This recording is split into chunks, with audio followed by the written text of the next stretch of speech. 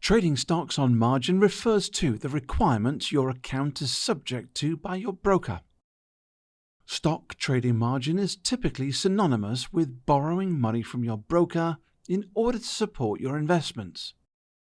For example, to buy $100 worth of stock, an investor would typically pay $50 and borrow $50 from their broker. Trading futures on margin is approached differently. Investors buying or selling futures contracts don't borrow anything from a broker. Rather, a portion of the investor's cash is set aside by their broker to act as collateral throughout the investment period. The minimum value of the collateral is set by the exchange upon which the futures contract trades, while the broker may require additional collateral on top to guarantee the trade. Futures margin can be thought of as a cushion against potential losses in the event the market moves against the client's position. Cash is used to buy stocks along with a broker loan.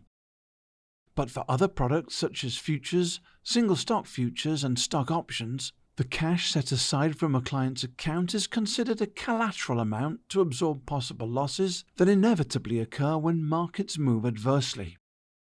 Whether you borrow and how much you borrow is determined by regulatory calculations your broker is subject to. Those calculations are either rules-based or risk-based. A rules-based system involves the oversight of some governing body whose role it is to determine rules surrounding what investors may do within their accounts and how those rules are to be applied. Such rules are applied across the board regardless of the notion of portfolio diversification. A rules-based system is generally formulaic and uses a set percentage applied to the market value. Risk-based calculations take a broader view of an investor's portfolio.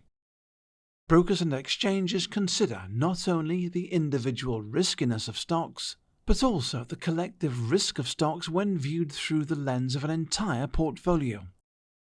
A risk-based calculation is computed based upon simulated worst-case scenarios.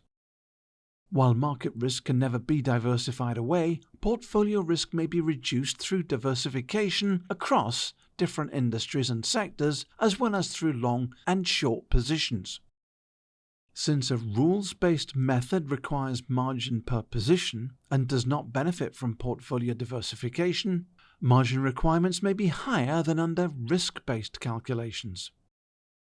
The US has two regulatory regimes, each with its own governing body.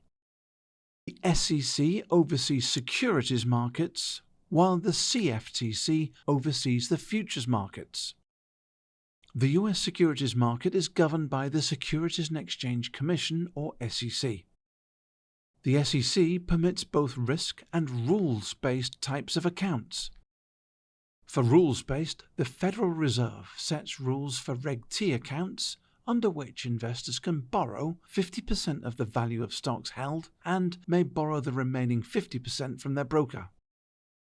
That means that an investor buying 10,000 of stock in ABC Corporation will pay 5,000 and borrow the remaining 5,000 from his or her broker. That concept underlies the idea of initial margin, while the notion of maintenance margin is what the investor must maintain at a minimum to support the position. During the day, the investor must have at least 25% of the value of purchased securities in his or her account. Should the value of his or her shares decline, the broker will insist on the client adding cash to the minimum required levels. For risk-based, brokers offer a portfolio margin account.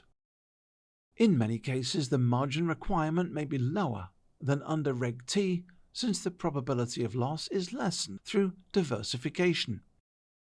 The risk to the investor and the broker is lessened when a complete view of the portfolio is taken by including positions in different asset classes, such as stocks, ETFs, options, and bonds. A risk-based approach could mean that an investor holding shares in ABC Corporation could mitigate some risk by holding an offsetting amount of put options. In this case, the portfolio margin requirement is likely to be lower than under a rules-based scenario. Futures margin in the US is risk-based and determined by exchanges, taking the form of collateral rather than an amount the client borrows from the broker. The investor cannot access the collateral while the position is open. For example, an investor bullish on the price of crude oil decides to buy an oil futures contract.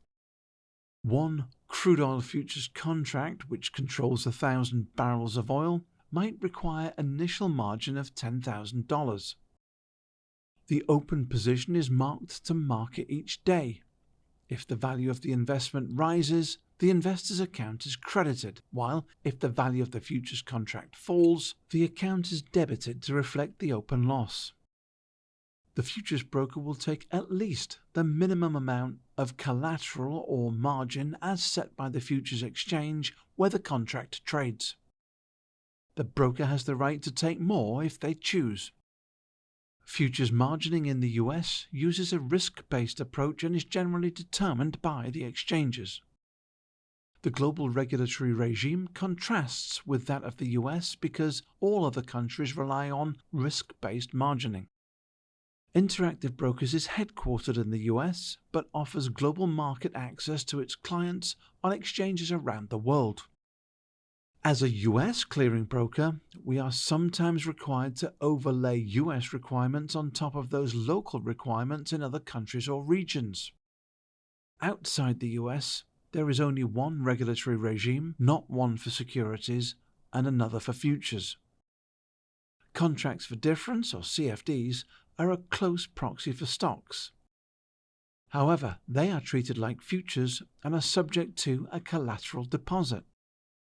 The following lessons will show the investor how to see the expected margin impact prior to placing a trade, find margin values for individual positions, as well as the entire portfolio. After reviewing this course, the investor will have a better understanding of margin and how to monitor on both the Trader Workstation and mobile trading app.